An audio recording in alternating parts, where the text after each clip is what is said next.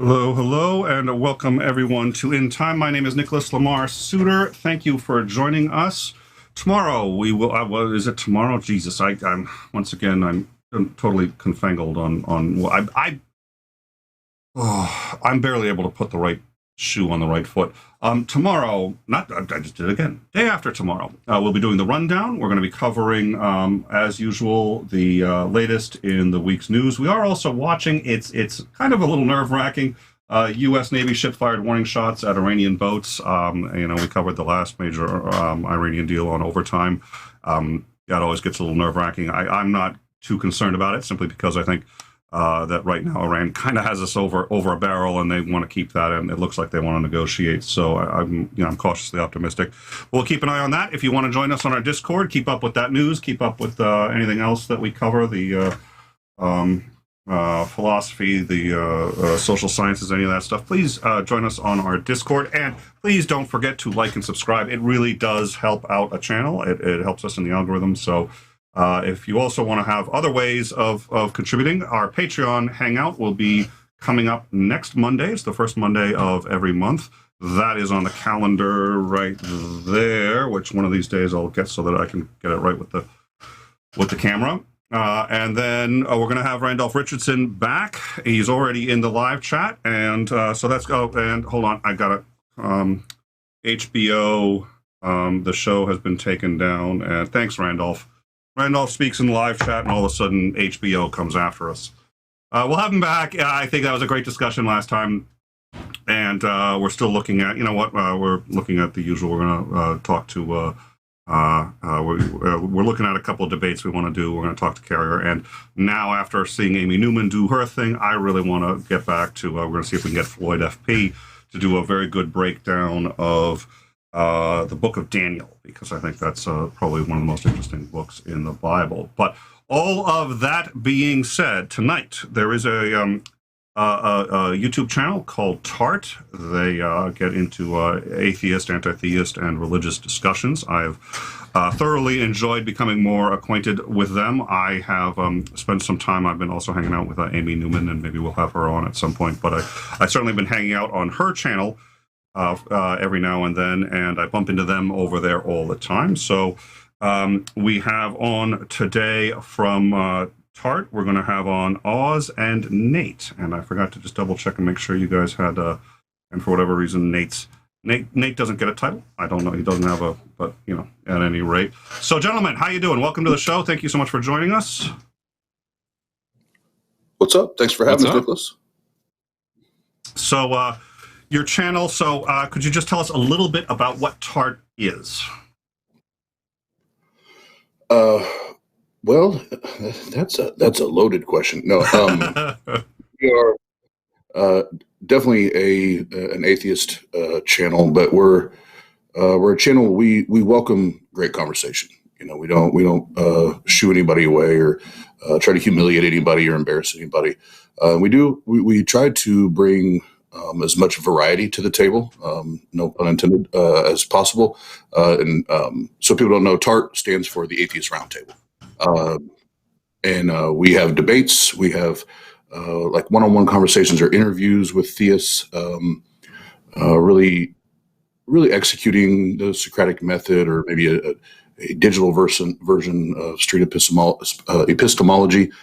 We've added some new shows here starting, 3 weeks ago now. Nate has a show on Wednesday nights at 10 p.m. Eastern time. It's Up Lady Late with Nate. And it's more of a satirical, still has the atheist undertones, and he definitely jabs at me throughout the show. But it's more of a satirical comedy-based show. And then like tonight, Bryce, formerly from the EA show, Bryce has his first show tonight. The Bryce is Right is the name of that one. And then several other shows and models. But one of our big areas of focus right now is the debates, and we're really trying to do something different than what anybody else is doing in the community. And it's kind of like a boxing fight night theme, but every once a quarter there's a tournament. And there's a belt, there's a cash prize. It's a blast, and we have a ton of fun doing it, and now we've started including fan votes to where the people in the comment section, the subscribers, can be a part of the decision making on who does or does not win the debate. So try to keep it brief. That's probably the best description I can give you right now. So that was. So you had multiple debates on multiple channels, and people could watch all of these debates on different. And it was just debate after debate after debate after debate, and it was just it was a tournament. Really, it was just that was remarkable. That was really remarkable. My only complaint, and I don't know how you fix this, but it's not my job. It's my job to complain and to tell you guys, like, this is how you guys should be doing things. And then it's like, so that's the good news. This is the part where I get to like play Mr. Know-It-All without having any fucking solutions to the problem. But the only problem is you can't watch more than one at a time. So it's sort of like, oh, there's good debates, and then you miss it. But it's intense. It's intense, and it's a lot of fun. So yeah. It'll look a little different in June because we'll be doing another one in June. It will look a little different in that regard, but there's an element of that I don't want to dismiss because it's almost, for the sports fans out there, the two things that I had in mind when I kind of started putting this together, in the early phases, was the March Madness hype, where it's like, oh my God, there's a game here and there's a game there. Which one do I want to watch? Who's going to win? And that kind of thing. And then also, I'm a big fight fan, and I miss the old school days of the UFC where they had a one-day tournament, and there wasn't you get a break. No, if you're the best, you got to go through the gauntlet in one day and prove that you're the one, you're the champ, right? So there's a piece of that I don't want to lose, but I do want to slow it down a little bit. That way the debaters have a little more time to breathe and collect themselves, and the viewers know where to go and where not to go. So that was our very first one. And considering it was the very first one, I thought it went pretty well. But the next one will be, we'll refine it. Sign me up for the next one. I've done a number of debates myself, and I'm planning on getting back into it. So I would love to. So if you're taking open submissions, I will sign myself up. And the other thing you could do is one thought I just had, because we were talking about this anyways, you could have a channel that would have just all of the debates live in the stream, so you could put up you could run. People couldn't hear them all, but you could actually see them all, and maybe you'd see, oh, that's interesting. So you could have one hub channel that, and then just a thought. Yeah. Real quick, in fact, I love that you said that, because there's going to be, if there's, again, football fans out there that had you have ever purchased the NFL package, and you can go to the channel where it has the different ones on screen. You can kind of pick and select which one. We do want to find an element like that where it's not, you won't be able to like highlight one, because it's going to be on one screen, but you can see what all is going on, and it'll be in the description where this is happening, what time. That kind of thing. But I do want to ask, because Nate helped as a host on that and did an amazing job, because it's running that thing from top to bottom for all those hours was a blast, but it was a task. Nate, what was your takeaway, or how do you feel like it went? I don't want to feel like I'm doing all the talking here, because you played a big part. Well, you do like to talk, so well, I'll give you that. Correct. But anyone that's done content creation will understand that the day of before or the day of a big event, of course, something goes wrong. So on that day, I actually had a complete sound breakdown with my laptop. My input wasn't working. So I was running over to Best Buy, messaging Austin, because I'm hosting the other channel with Skids the Clown. And I got back like 10 minutes before, got everything set up, and it ended up being great. But man, it was, from a creator standpoint, it was exhausting to host, because I was on stream off and on for 6 hours. So I was eating at my desk, which I don't like doing, and I was bathroom breaks, all that stuff in between. So kind of behind the scenes, you see us on camera, we're all chipper and happy. Backstage, we're on pins and needles, making sure that everything's going good. But overall, I think it went really well. With the first one, you're going to have hit or misses and people complaining about little things. But At the end of the day, we had more positive feedback than negative, so we took it as a win. It didn't feel like it was the first one for you guys. I mean, it did seem like it was still a little new, but it certainly didn't feel like a first one. It felt like, maybe fourth or fifth out of the gate. It was, and we have, let's see, we have, there's a troll here. What did he say? I'm going to put this up here. Tighten your, I can't, my glasses, I can't read it. You just sat. Is that your cue? You just sat there and hosted. I had to mod the side chat all those hours. I had to sit here and for you? tighten. Am I allowed to say them? Yeah. Oh, yeah. Oh, no, I'm just fucking around. You can say whatever the fuck you want. Yes. I always want to be respectful. Tighten your anus. The way you say it is just, but you're the one you can get away with that. He takes a unusual amount of pleasure in getting people to say his name. So I won't play those games. It's a trick. It's all a trick. He's out to get me, is what I think it is. And it's like, he's like, oh. So whenever I remember the first time I got S.J. Thomason to say it, and he flipped out. But at any rate, all right. So. And then Randolph Richardson had said something else, actually, I want to get before we get on to sort of the thrust of the evening here, which was, if HBO causes problems, then perhaps I should have a friendly conversation with their conciliaries. And he said you'd get that. HBO blocked us. I think that was I think that might have been kind of a play on words with what happened with him and Oz on LPP the other night. I get it. Now I get it. Yeah. Sorry. Sometimes I'm a little slow to the punch. But no, Randolph and I had a great chat with old Maddox and old Darth a night or two. So it was. I get a kick out of it. I think it's hilarious that grown men get that excited over talking about fairy tales. I think it's absolutely fantastic.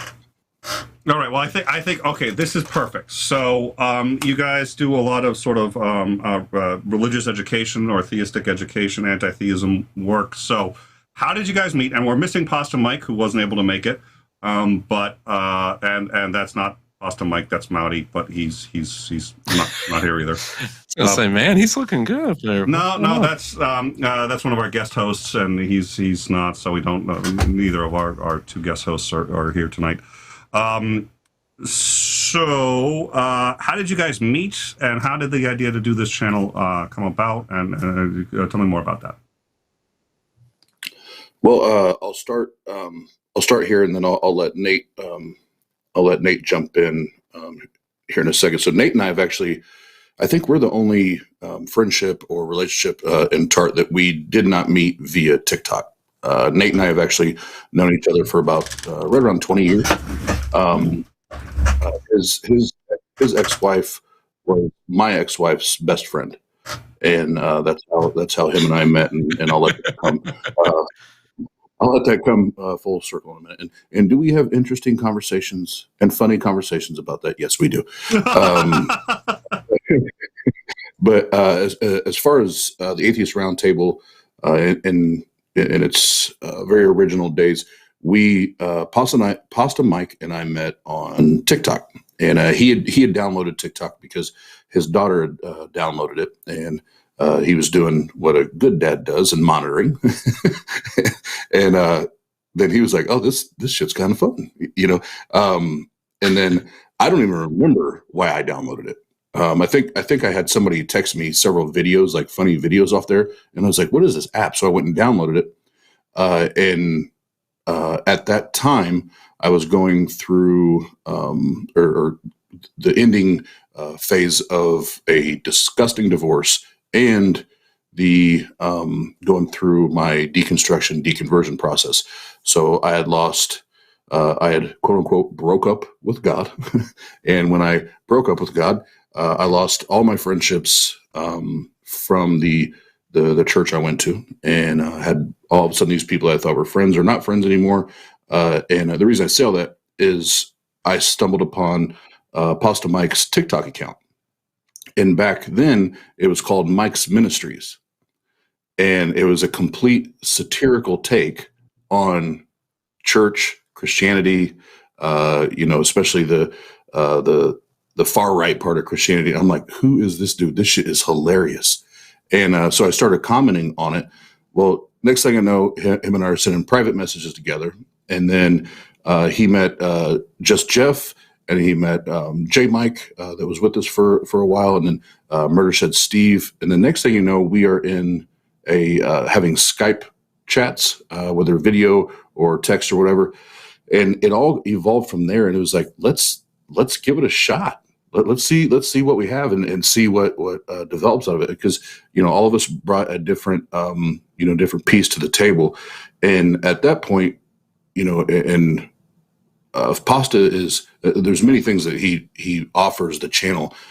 But if there's one thing that I don't think a lot of people understand is his ability to see somebody's personality and help with like on-screen character development.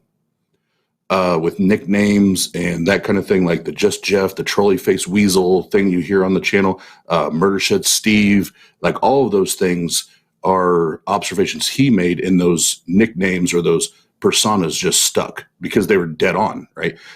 So all those things kind of started to take hold, and then we got on YouTube, and it was like, we started, hey, you guys are having a great conversation here. You guys are respectful. We need more atheist channels like this, where you guys, yes, we'll have the serious conversations, but you also want to cut up and have fun. And then that's how it all gets started. So TikTok, as absolutely fucking obnoxious as you are, thank you. I've met some great friends through TikTok. So Nate, yeah. Please. Yeah. So to kind of piggyback off of that, had the whole situation with the ex-wives. Me and him kind of connected through that. When they would go and do their girl things, we would do the guy things together. Never had a full quote unquote separation point. We would just touch base every 6 months to a year, see how we were doing. He ended up moving to Indiana from Columbus. And so we would keep in touch every so often, and how the kids doing. We have the same amount of kids at the time, and they were all about the same age ranges, so very parallel stories there. And then we actually, I think we started our deconstruction phases even very close in time frame, and just with different reasonings, different perspectives. Mine was kind of a fade out approach more than I feel like Austin's was. And from that point, I personally went into a mode of just trying to be a good person, learning what that meant for me, for my kids, for the friends that wanted to still be around, whatever the case is, even though I wasn't going to church all the time. And then me and Austin, we would kick things back and forth. We actually had a couple other things we were trying to work on, and the pandemic kind of screwed that up for us. And then I started having some questions that would pop up, and I saw that him and Pasta Mike and the crew had started a YouTube channel, and he invited me to come watch. So I watched for, I think it was about 2-3 months, something like that. And he said, Nate, I think you'd actually be a really great guest to kind of lay your deconstruction story out. And at that point, I was more agnostic than I would say I was atheist. But anytime you go and you start researching things more, if those line up for you, you should be moving one way or the other.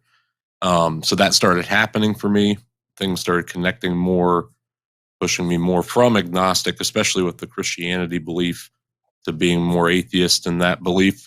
Still researching some things with the other major religions and beliefs that are out there.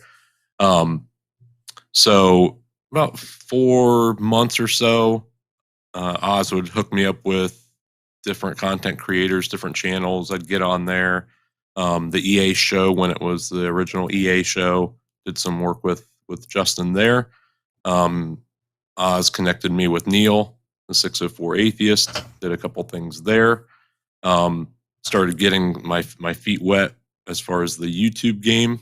I was in the TikTok realm as well for a while. I still have my TikTok account. I put things out every once in a while, but time doesn't allow for that. And with all that morphing, got to know Pasta much better, got to know Jeff and Murder Shed much better. And what, about three and a half months ago, Pasta and Oz came to me and said, hey, we think you would be a good addition to the team. We didn't know we would have so many different changes in that 3 to 4 month period since I came back. So I feel like I'm kind of the one that kind of threw everything for a loop, but maybe not.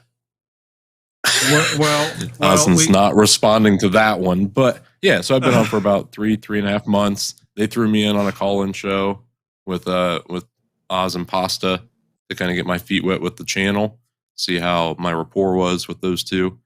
And a few months later, I'm creating my own content on the channel, working on individual stuff on YouTube as well. And Oz and I and the team are moving on with grander pastures. Well, on In Time, we learned to solve that problem very easily. I think backbiting and sniping and people getting mad at each other can become a problem. So we just created an order of blame, where it's just if you want to know who's to blame for anything, you go to the order. Now, the first one was the nearest applicable Canadian, which was great because we hadn't had one in a while. And then Randolph came on, and then it's like when I had started having sound problems, it's like boom, and Randolph. Then it was great. And he thought this was a joke. This is pinned on our Discord. You can go to our Discord, and there's a whole order of blame. It turns out white guys with beards is on the bottom of the list, so I guess I lucked out there. It was just a lucky. Yeah, exactly. Well, so the three of you. So I think we might still have a problem on, but it was So it's the order of blame, and so just real quick before we go on, what religions were you guys, if you don't mind my asking, before you deconverted? Go ahead, Nick. I was actually a non-denominational Christian at the time. I grew up Assemblies of God. Yeah, mine was the radical evangelical Kenneth Copeland, Benny Hinn, Holy Spirit, tongue talking. Woo! Oh yeah. Have you Did ever you seen bring your oil tonight, Oz? Always. Did you bring your oil tonight? Oh, you always take it with you? Okay. We should bring it back, Oz, to discuss that. Especially Marjo was a great the evangelical. You know the documentary Marjo? Okay, Marjo was a Marjo was born to two evangelical parents. His both of them were heavy in the church, and he at the age of 4 or 5, it was determined that he was divinely connected to God. He performed his first marriage at 7. He became an ordained minister at, I think, 11.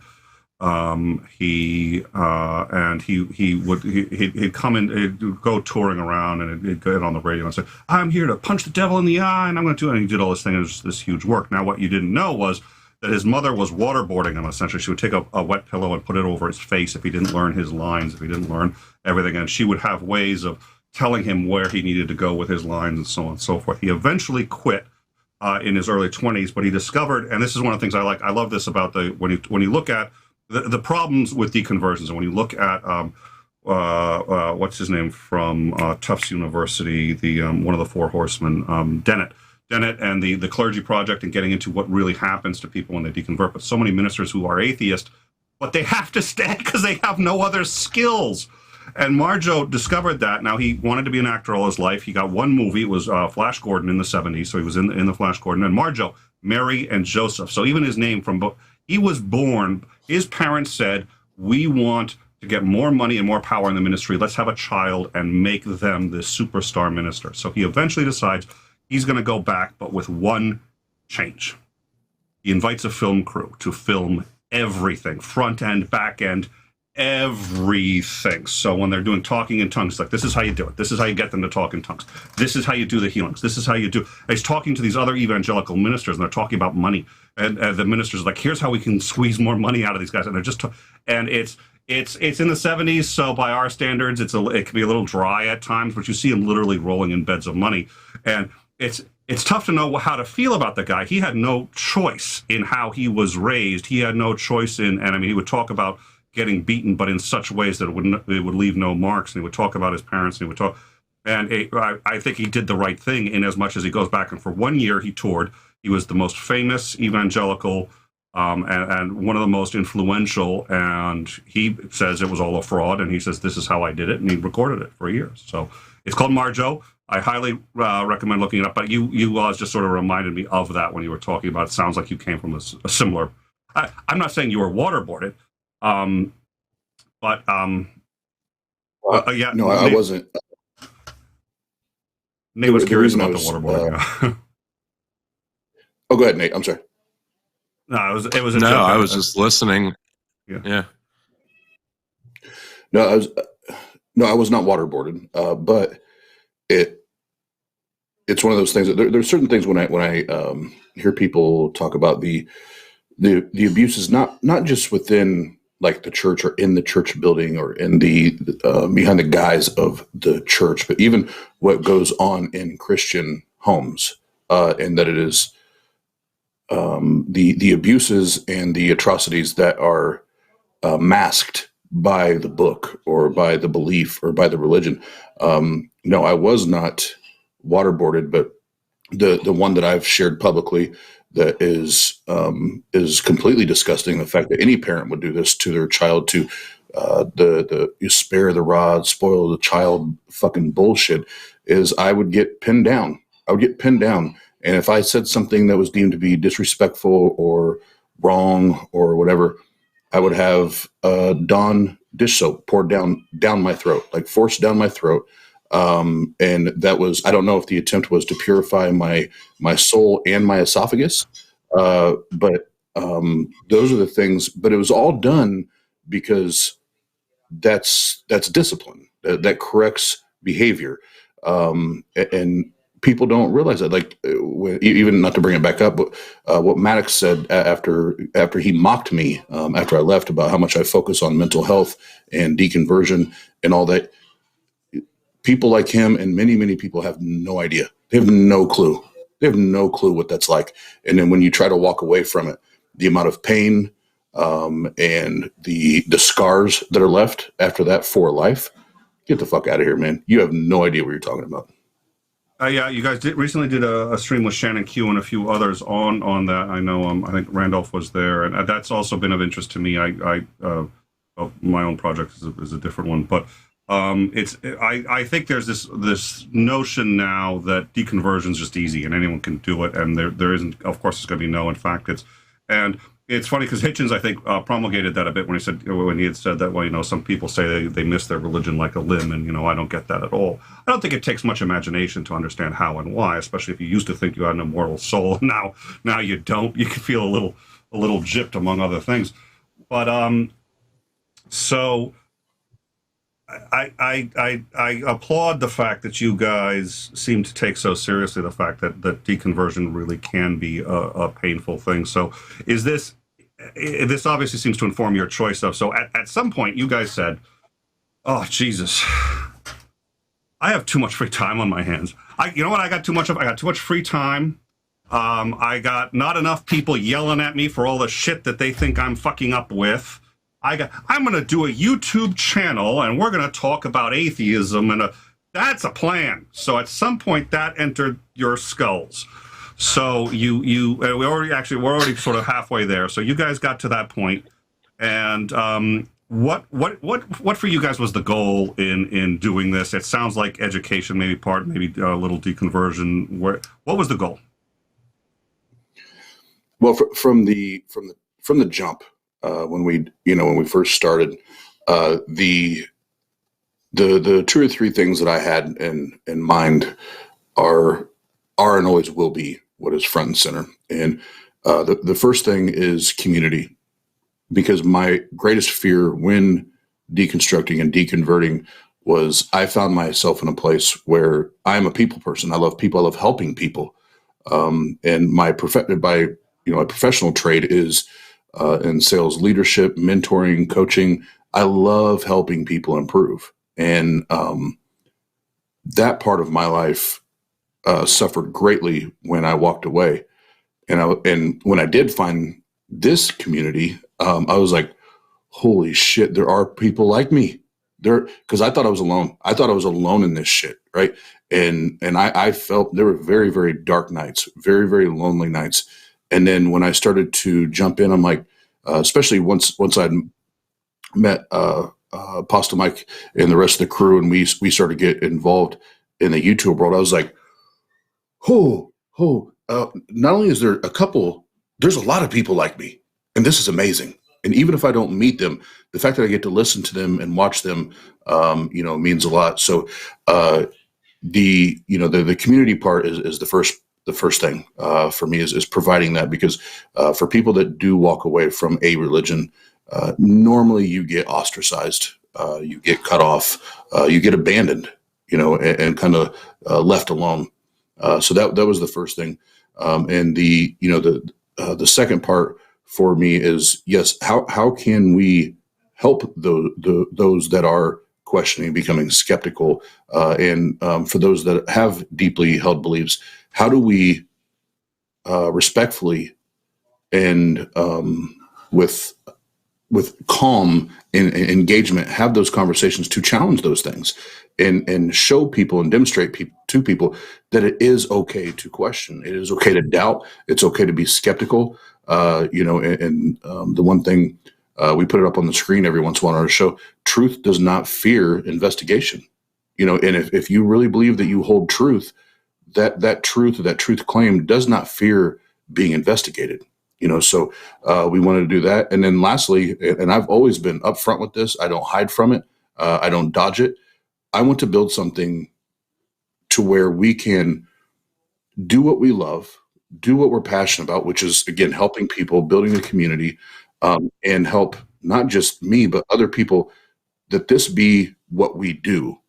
And what I mean by that is, yes, this is what we do for a living. Like we build this, and we take care of our families, and it be driven by our passion, which is helping people. And I said all along, if there's anything wrong with that, you're more than welcome to have a conversation with me. But I see nothing wrong with wanting to do what you love and what you're passionate about, and take care of your livelihood, on that. If you do have an objection to anything Nate just said, Titan will be dropping his phone number, that's his cell number, and his home address in the live chat. You can just come on by, knock on his door. He prefers if you stop at about 4 a.m.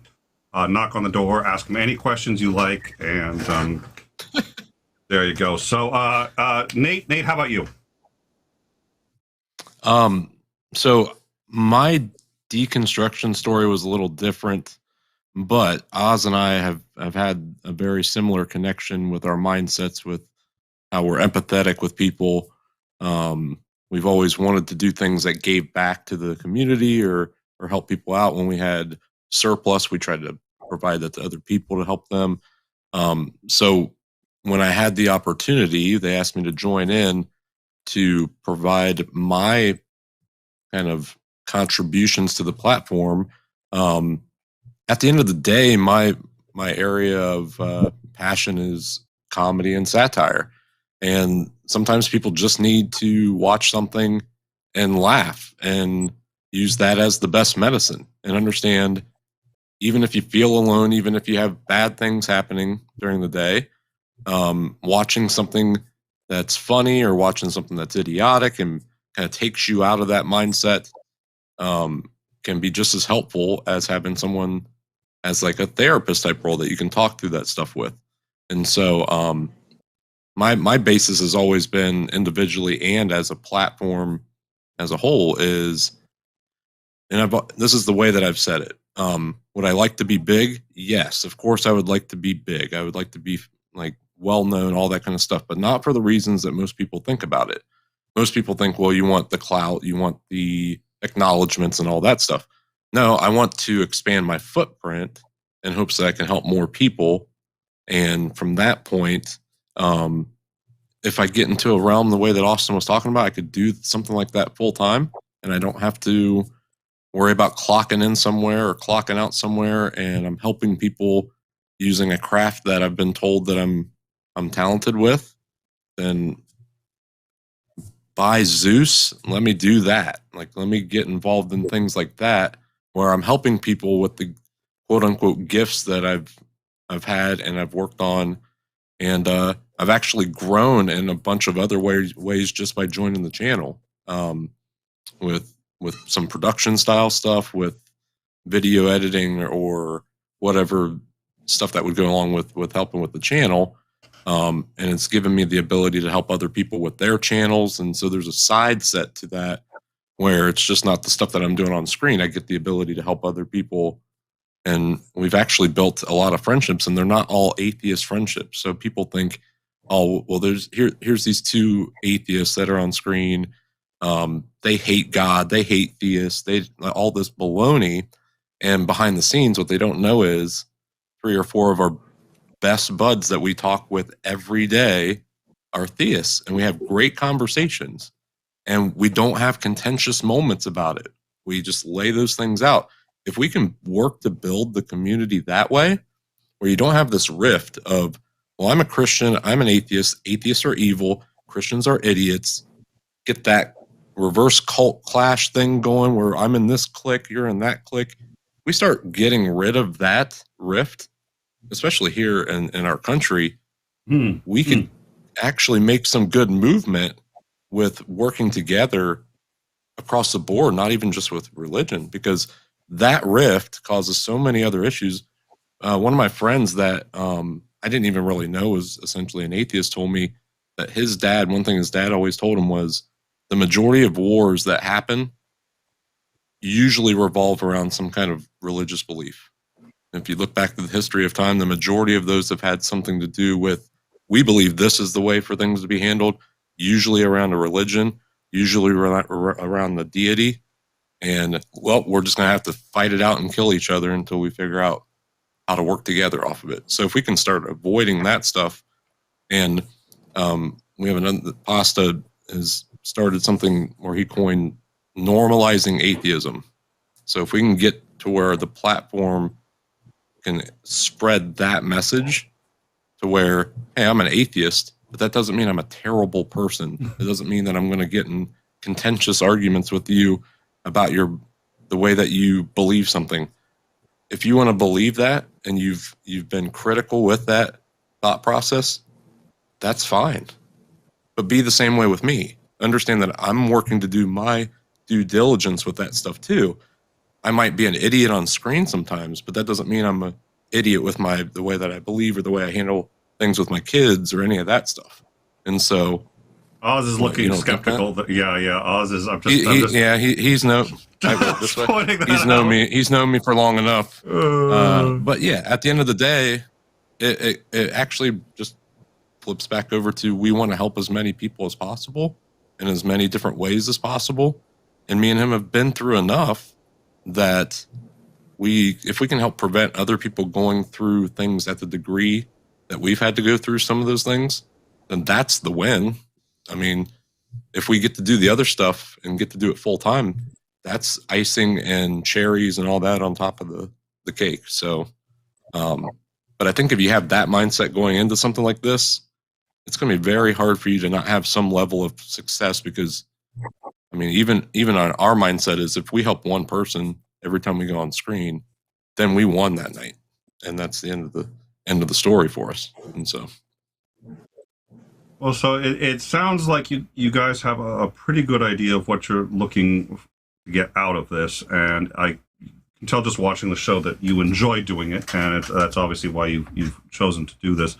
What has been, in your view, the worst aspect of it? Whether it's the community feedback, or just how many hours, or just, I don't know, theists coming out of the woodwork.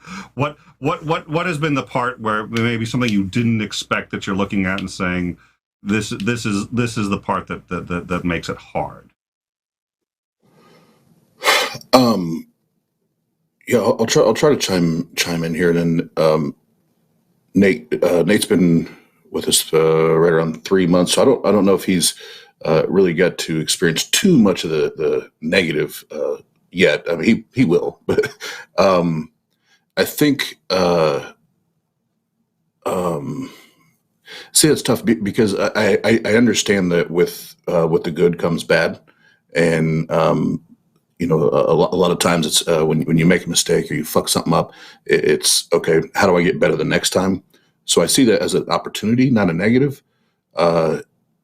So I think the most frustrating part for me, if we're just talking about the establishing and building the channel and trying to build a healthy community where everybody knows that no, we're all accepted. That we're going to accept everybody. It doesn't mean we're going to tolerate everything. Like we'll accept you as a person, but that doesn't mean we're going to tolerate certain behaviors, certain actions, certain words, and things like that. And I think for me, the biggest frustration so far is based on some of the private messages that I get and emails is, no, you obviously don't actually listen to what myself and the rest of the Tart crew is saying. We're here to have fun. We're here to help people. We're here to do all those things. And I don't want every time I get on here, I don't want a philosophical debate. I'm not interested in that every time. Sometimes I need to come on here for my own therapeutic reasons to talk through and get shit off my chest. Just being point blank. So don't think that every time I come on screen that I am at my highest peak. There's been nights that I came on here and I had a fucked up day, but I knew once I got on here and fought through that would be therapy for me. So I think to answer that and not keep going on and on is the hardest part is people not understanding that sometimes this isn't fun. Sometimes this isn't glorious and everything. Sometimes this is my therapy.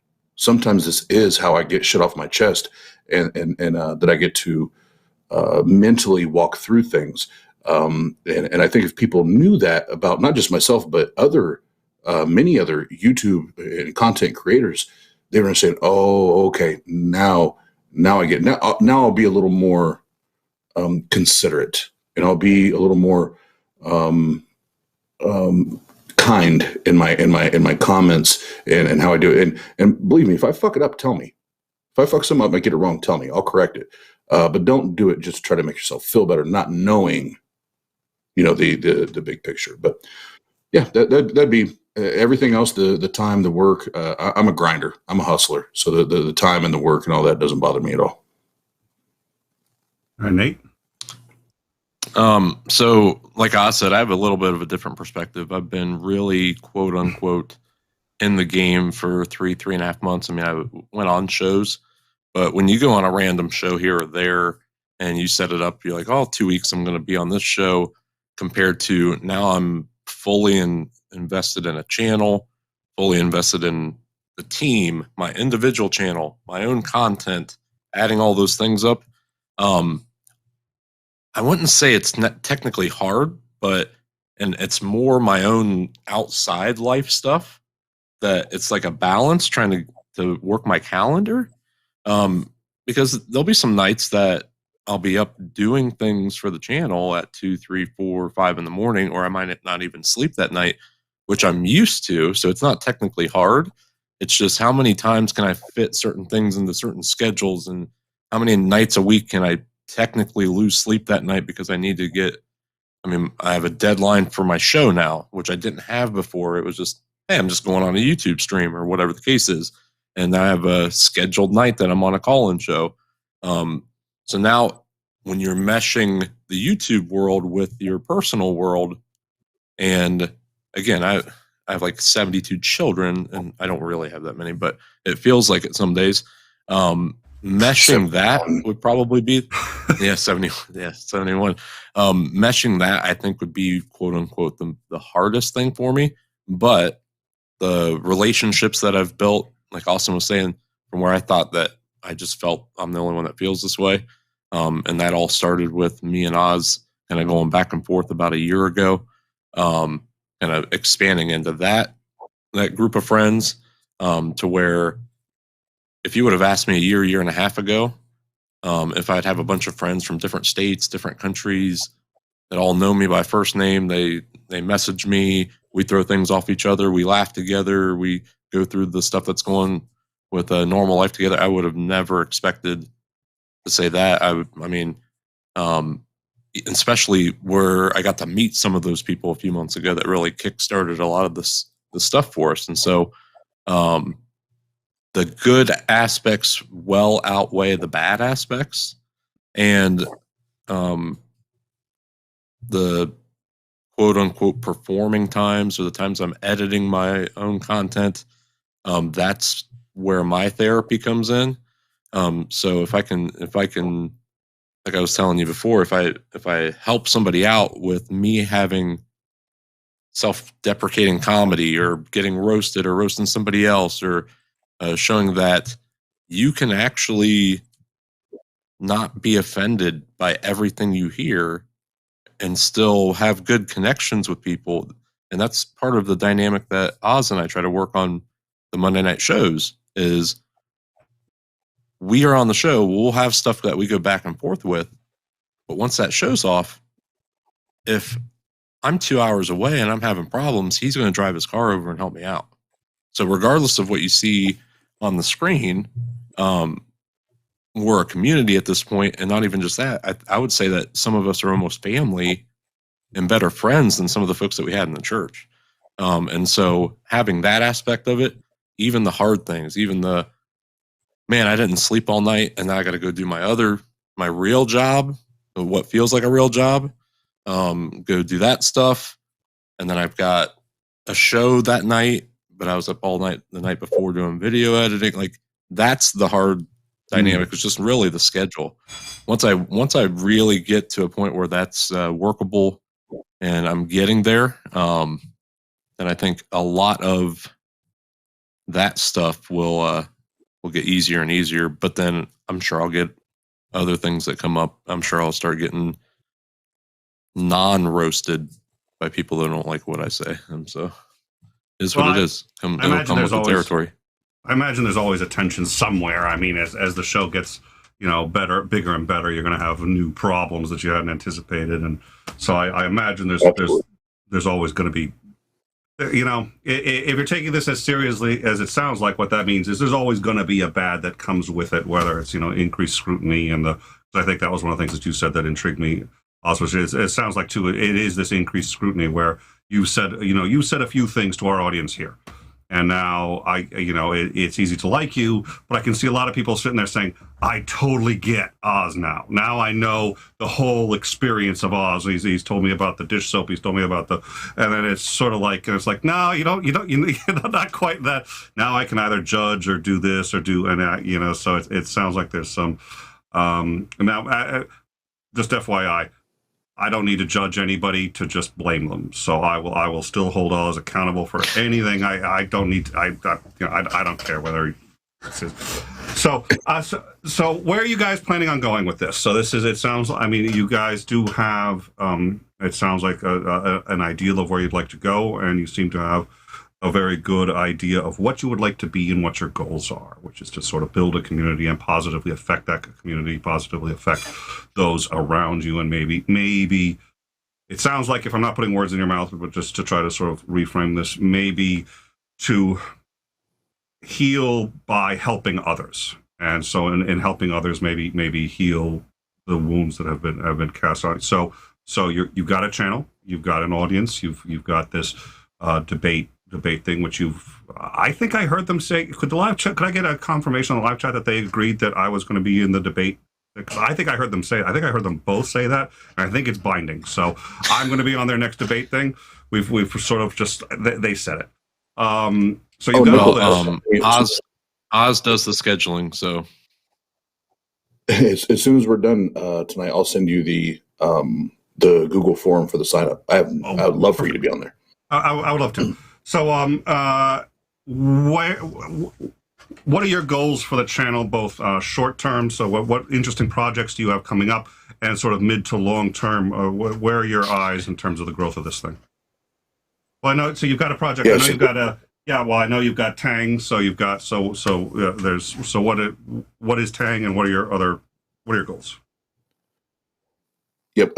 So this one I turn into like a little boy at the candy store, because this is what excites me, and I'll go through this, and Nate knows most, if not all, the ins and outs, because like I told you, Nicholas, probably here in about 7 minutes. I'll drop out for 2 or 3 minutes, but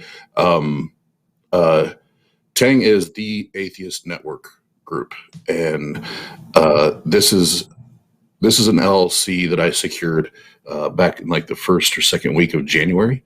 So it's something that I've slowly been planning and building, and didn't know when the right time to introduce it was going to be or how it was going to happen. But all the pieces kind of fell together, and I was like, this is it. Like, this is the time. And when you've been in business, you can. It is. Nate's gonna laugh when I say this, but it's when you're the shark in the water, you smell the blood. And I mean that in a good way, because when you smell the opportunity, you know to go, right. You know to jump on it. And with a particular sequence of events that happened, I was like, this is it. This is when you do it, because it's all the right people. It makes all the right sense right now. Why would you not do this? The pros far outweigh the cons in this scenario. So the Atheist Network group is, yes, about building community. But what I don't want people to get mixed up is the network in the title is not network like a networking group. It is network like a atheist YouTube network of shows that are atheist based, but there's variety. There's just straight current events, comedy, there's satire, there's debunking shows, there's debates, there's one-on-one interviews. There's all of those things that are going to be offered. And as of right now, we have one show 7 days a week, at least one. And that's where we're starting. So no matter what day of the week it is, there's something that the Atheist Network group will have, either live or premiered on the YouTubes. Now, what does it mean once COVID is over? Is what I'm actually more excited about. Is first and foremost, there was and Nate alluded to this earlier, but the name of it is Dirty Work. And what Dirty Work is we go either once or twice a month, and we take sleeping bags, socks, food, personal hygiene products, things like that, to the homeless people in the cities we live in. And we don't just drop it off like the Christians do. We actually sit down on the pavement, sit down on the block, sit down on the corner, and fucking chop it up with them and talk to them. And all of a sudden, they're like, I have friends. And before COVID, I was doing this, and they knew me. When they saw me coming, they knew, and they had the biggest smiles on their face. And they're like, that's my buddy. That's my buddy. That's my friend. And they loved hanging out. And I would hang out for hours with them, just getting to know them. So that's going to be a piece of it. And setting that example, for our community. Then there will be, events. I hate to use the word conferences because that's what churches use all the time, but events where it's focused on deconstruction, deconversion, the religious trauma therapy. How do you find a secular therapist? Those kind of things. Other events where it's focused on secularism, humanism. What can we do to impact the community without the God? There'll be eventually I want the UDC tournament to be a live event. Like when I say live, like in-person event. And we do that. There's other things I'm forgetting right now that I've put on paper. But I see it much bigger than just the YouTube sphere, and building that and making an impact and letting as many people feel welcomed and involved as fucking possible. So that's the quick little piece before I got to jump off. All right, see you in a few. Yep, I'll be right back. All right. If you have any issues, hit me on Twitter. All right, so Nate, so how about, oh God, thank God he's gone now, Jesus. All right, so now why don't you just tell me. I know, right? I know, right? Oh, God. Man, whew, what a breath of fresh air. Yeah, tell me about it. Well, Well, I thought he was just going to keep talking and talking and talking. He just wouldn't shut up. By the way, I'm aware you're an atheist. Thanks for bringing that up 16,000 times. But okay, fine. Okay, he thinks we're stupid. Is really what it is. We're totally off air now. By the way, he'll never see. You can say whatever you want. I'm just ignore that muted recording. The chat. Yep, exactly. Yeah, of course. So how about you? So this is now and I did not realize this. I did not realize that because, you had known him for a while, so I thought you were there sort of from the beginning. So it's been about 3 months for you, and I have to imagine there's a bit of a lag to, he sort of knew going in that this is where he wanted to go, and it sounds like you're certainly very, very positive about it, but it seems like a smaller portion of your life right now. You're still sort of so. Oh, I'm definitely not. Oz is full time in this. So the way that how discombobulated things can feel for me right now, it might be a little cleaner for him because that's his thing, but I'm sure he has his all-nighters as well. And so but he's about a year and a half in front of me. Yeah, okay. And now you have your own channel too, right? So I do, and the way that this is kind of working, and this is kind of where we're working this network group, kind of like the way we think about it is like an NBC or a CBS, but just for YouTube, and with atheist content. And so we'll have the Tart channel that'll house, like he was saying, a main show each night of the week, and we have the amount of creators to do that without it feeling like it's an every night type of thing for us. And then on top of that, most of us have our own individual channels, and we have to work around some copyright stuff. But for the time being, I've been putting some of my shows, the extra content, like the shorts or whatever, I'll put those on my channel. And then eventually, if it gets to a point where I have multiple seasons or whatever the case is, figuring out how to kind of maneuver some of those onto my own channel. And then if I have other content that I want to create, Oz has been very gracious in saying that he's fine with us doing our own individual thing. We're still the team, but we can still go do our own individual stuff. Like, for example, Atheist Troll, Just Jeff, has been doing his own merch. And so keep doing that, keep doing you, keep being yourself. But we're kind of working those cogs out right now to see how that might look 2 months from now, 6 months from now, a year from now, and kind of building that platform where we use the banner and then have everything underneath of that banner for folks that want to be included in the team. And so, trying to open up as much possibility for anyone that's on the team to feel like they have their own creative space and still be part of the team.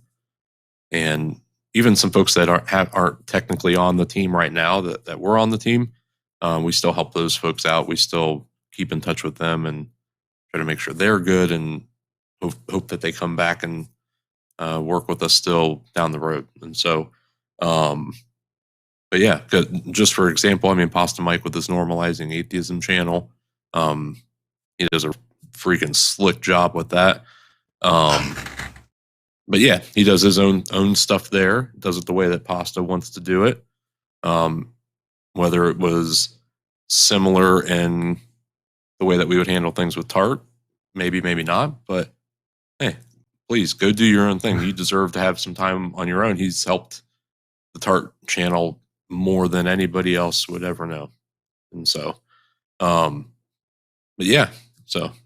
Well, I want to go back just a step. It sounds like his religious experience was a profoundly negative one for Oz, and yours, if you were a non-denominational Christian, I have to assume it probably wasn't quite that bad. But you've since it sounds like deconverted. So, what was your experience like? Did you have these difficulties where there was a sense of loss for you? Are you over that loss yet, or how's that been for you? So I feel like mine was much more gradual than Oz's was. And whenever I go back to the initial moments of where I really started pulling things back and kind of taking the quote unquote God goggles off, or the indoctrination lenses, or whatever you want to call them, and kind of looking at things for myself, it revolved around a couple of things that happened in a church setting. So to kind of give you the short story of it, the church I was going to had that mantra of, we're always going to be there for you. If you ever have an issue, we're going to do everything we can to help you. We're a family. Doesn't matter what time of day it is. Doesn't matter what it is. We'll find somebody that's good with that, whatever the case is. Yeah. And I had a flood in my house, and I had one person for 1 hour over a 6-month period of me reconstructing my basement from that church even call me to come and help. And so I was working full time. So those weekends I would have to work on the house. So I wasn't going to church. Didn't have folks reach out and ask how I was doing. Didn't have folks reaching out saying, hey, where have you been? Didn't have those times.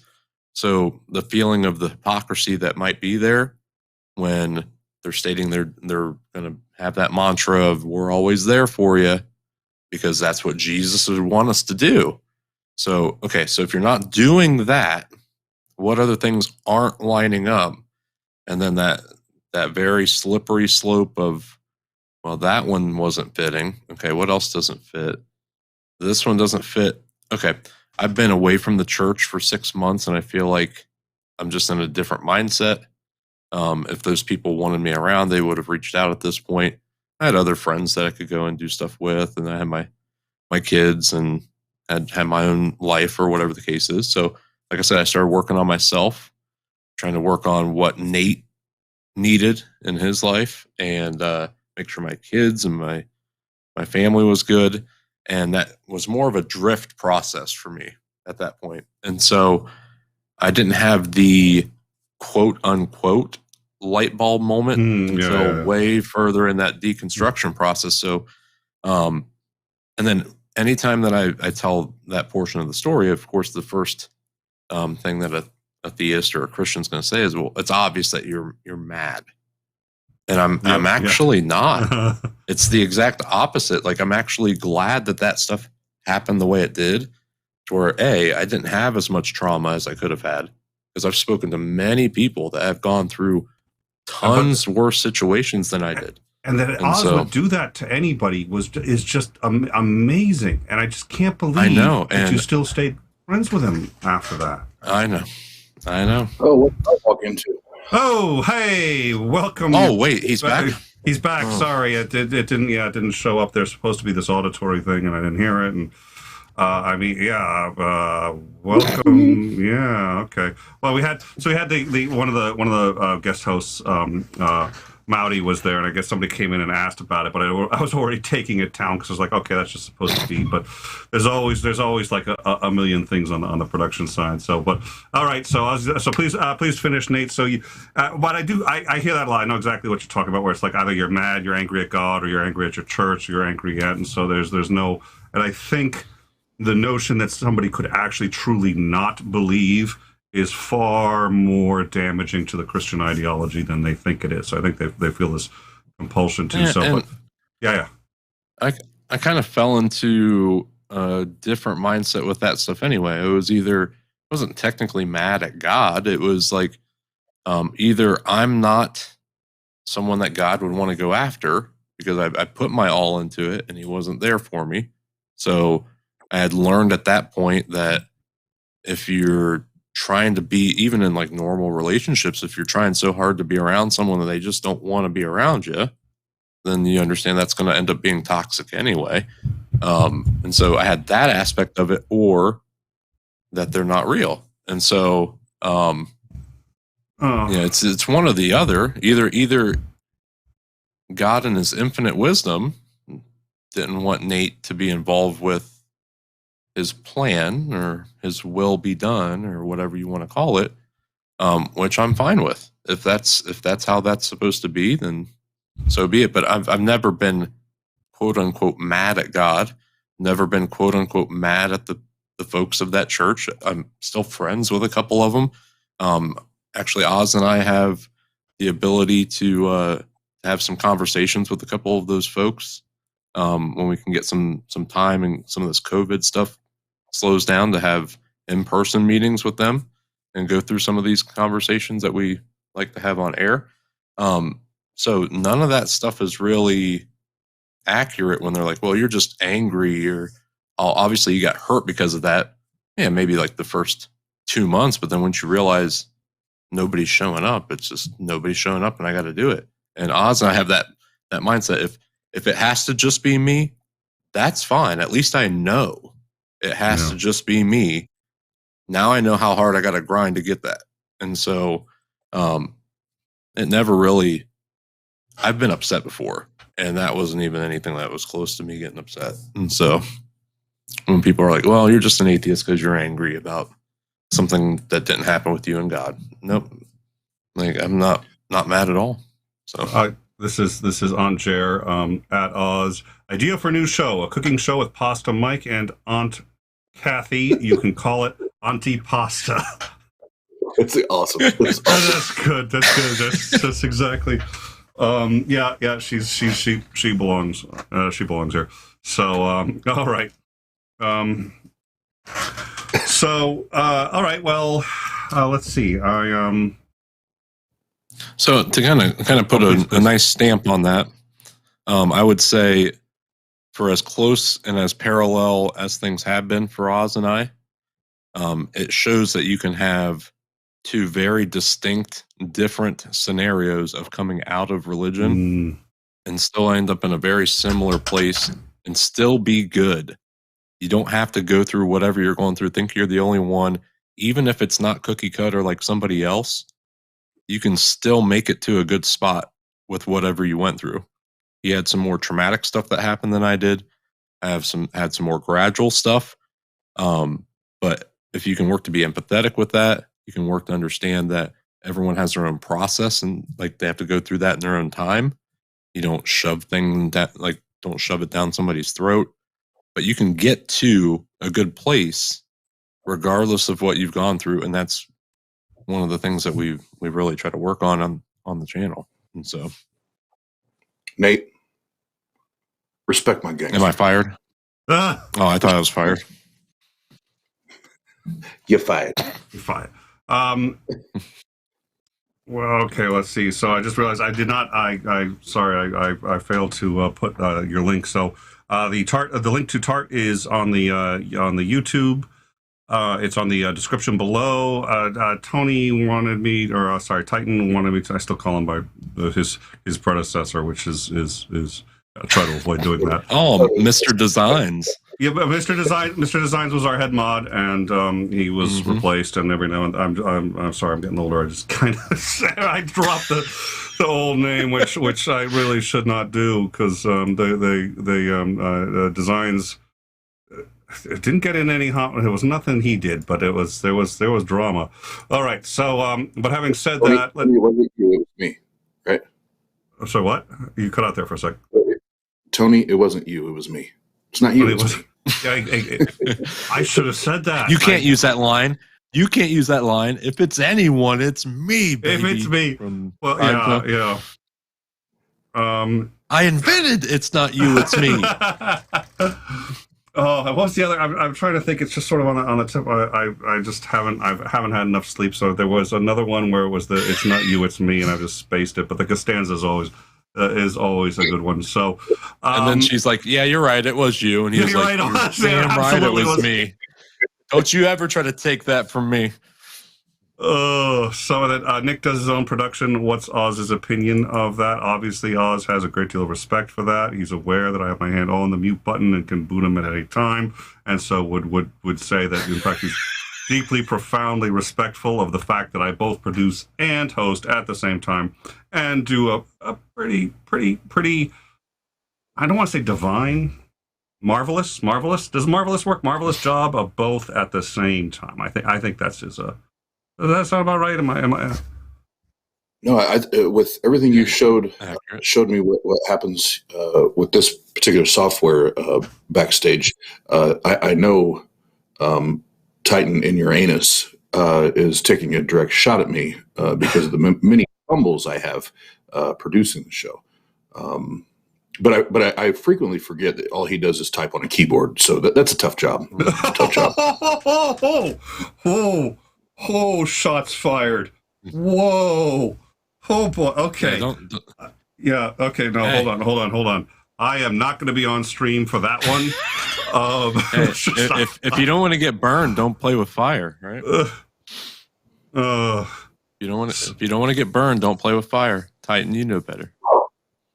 So so it's Eddie. Welcome, Eddie. So Eddie we had talked about philosophy when we gotten into Munchausen, whether or not the Munchausen trilemma necessitates a metaphysical answer. So that you have to have some form of metaphysical grounding for the fact that everything resolves. I think Eddie had said, I don't want to straw man him there, but it all resolves to brute fact. And I think what you'll actually find is either a brute fact, infinite regress, or and I had said logical inconsistency, but what I meant was circular reasoning. At any rate, but I would love to chat with you more, Eddie, and I would love to. We'll have some people. As Andring's welcome as Andring. He's been on a few times. We'll have him back. But before we get going, short of taking pot shots at the head mod, Oz. He's one of our head mods too, so it's not like it's not like it's out of territory. Well, listen, I don't listen. I don't mind taking pot shots at him. I just like to do it in private, and by private I mean out of his earshot. Titans everywhere. Come on, you know better than that. He fucking is. He's fucking Legion, for fuck's sake. Dear Lord. I don't even bother. It's just like, every now and then he sends me a DM and it's just like, oh, by the way, Nick, your laundry's done. It's like, thanks. Nicholas, if I can say this real quick. Please.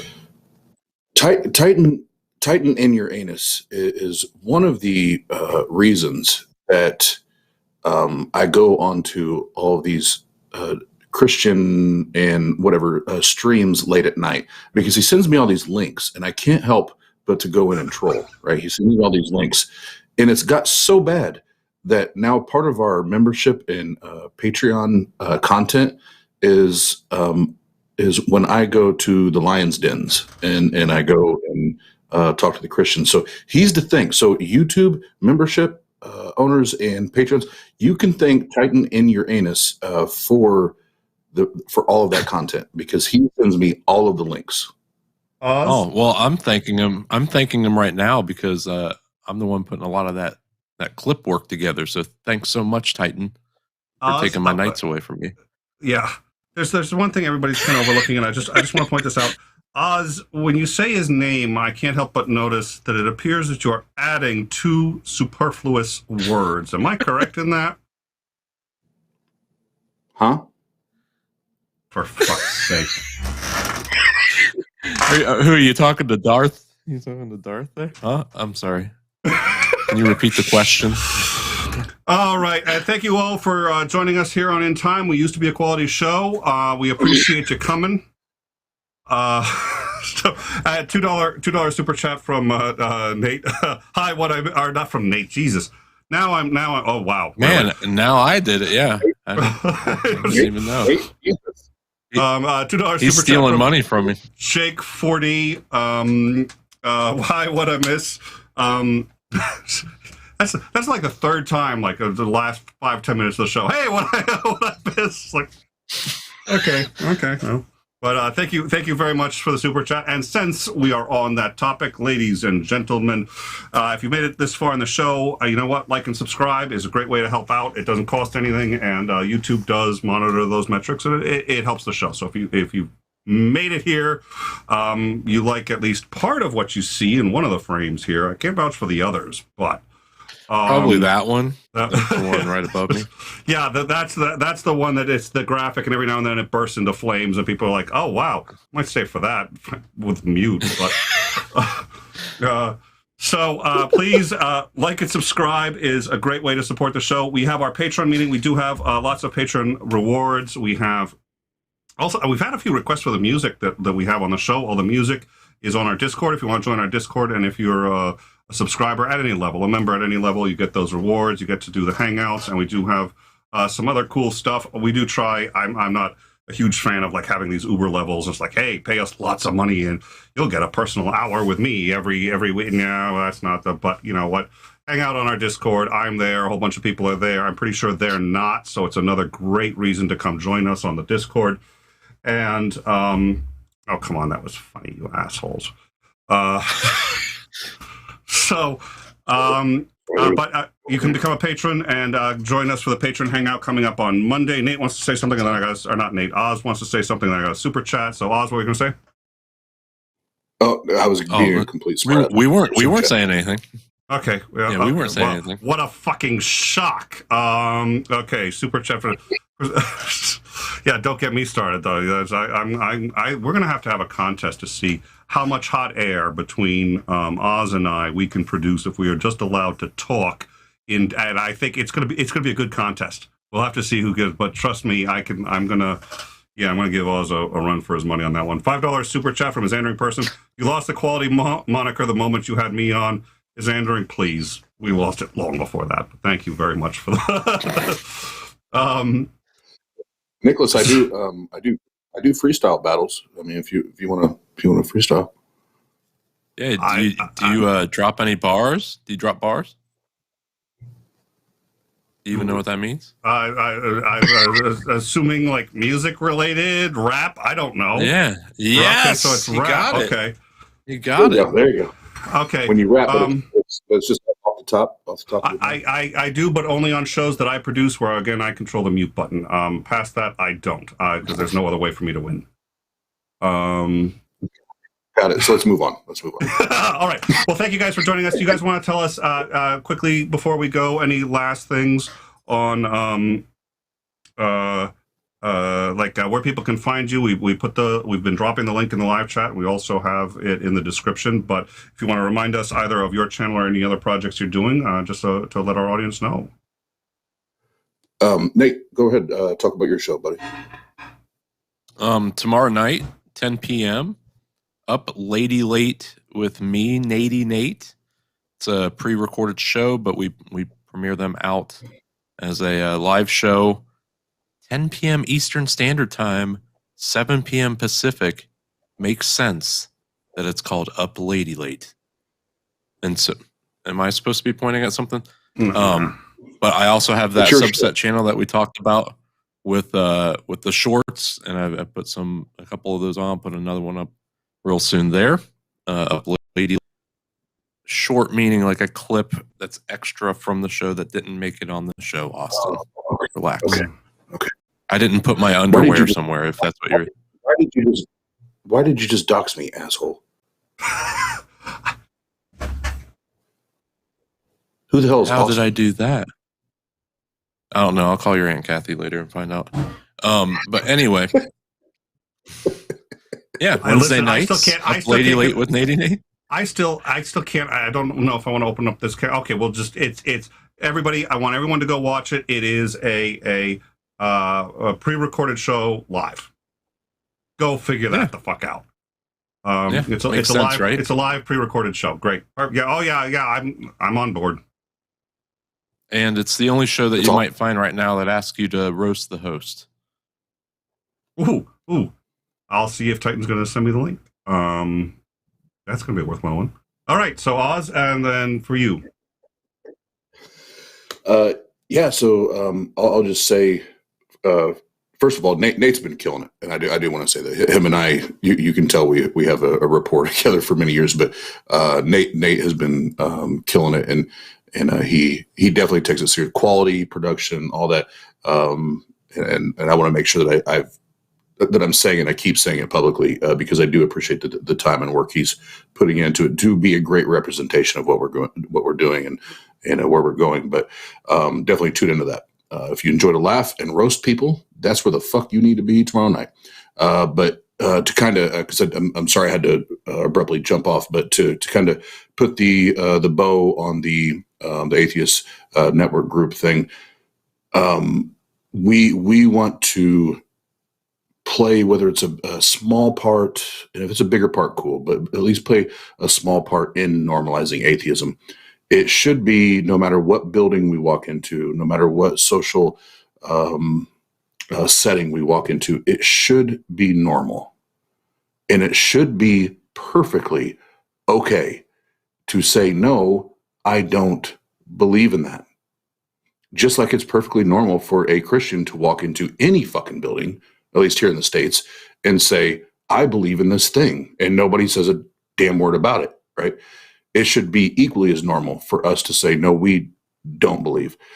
So that is, one of the number one goals or missions or visions for the Atheist Network Group. And then, like I said, the second part is building a community where people know that they're safe to be who they are, that they can be the most authentic versions of themselves that they can be, know how to be, want to be, all of that. And I'll tell you right now, if I'm involved in it and anybody does not want to align with that or buy into that, I love you. I appreciate you, and you can come to the cookout, but you won't be involved in the day-to-day building of that, because we want people that have that same mindset involved in it. So I think that's all I'd say. As far as links, thank you for putting all that on there, Nick. And Tart.live, that's the easiest way to find everything. That's our website. All the cool shit's on there, and all the cool kids go there. So if you're not going there, you're not a cool kid. And I'd like to just remind everybody who's watching this on a personal note that if you happen to bump into